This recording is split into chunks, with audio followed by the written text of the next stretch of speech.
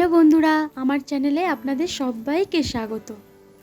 আজ আমি আপনাদের সঙ্গে শেয়ার করব কাতলা মাছের ঝাল রেসিপি, যেটা বাঙালিদের খুবই প্রিয় খাবার।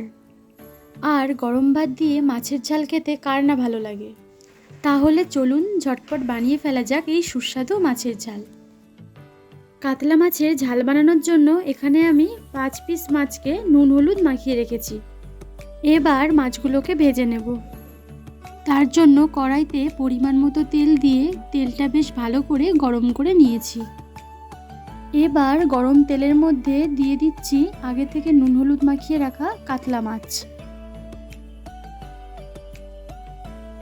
এবার মাছগুলোকে বেশ ভালো করে ভেজে নিতে হবে। মাছগুলো ভাজা হয়ে গেছে। এবার তেল ঝরিয়ে মাছগুলোকে তুলে নেব।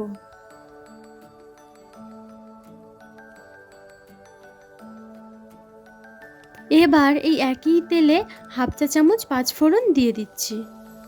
আর দিয়ে দেব 1 চা চামচ রসুন বাটা।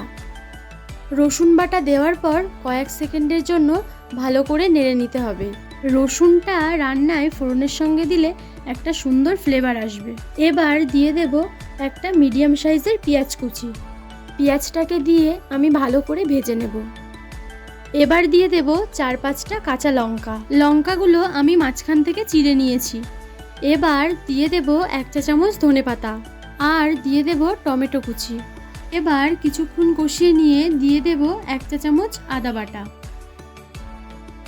আদা বাটা দেওয়ার পর কিছুক্ষণ নাড়াচাড়া করে দিয়ে দেব স্বাদমতো নুন।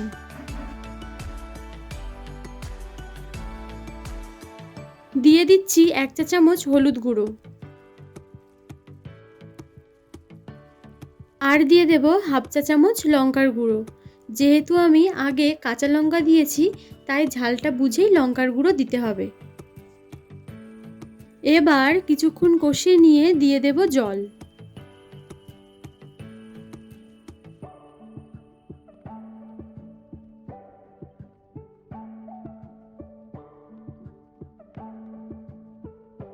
ঝোলটা ফুটে উঠলে দিয়ে দিচ্ছি আগে থেকে ভেজে রাখা মাছের পিসগুলো।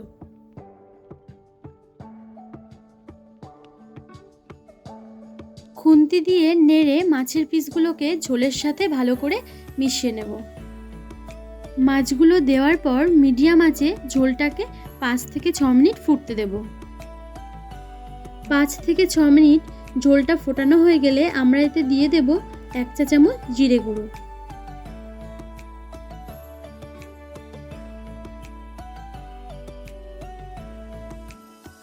এবার দিয়ে দেব সামান্য পরিমাণে চিনি আর সবশেষে দিয়ে দেব 1 চা চামচ গরম মশলা। আর আমাদের কাতলা মাছের ঝাল পরিবেশন করার জন্য একদম তৈরি। এই মাছের ঝাল দেখতে যত সুন্দর, খেতে ততটাই সুস্বাদু। আর গরম ভাতের সঙ্গে খেতে খুবই ভালো লাগে। তাহলে বন্ধুরা, আমার রেসিপিটা আপনাদের কেমন লেগেছে জানাতে ভুলবেন না। রেসিপিটা ভালো লাগলে অবশ্যই লাইক করবেন।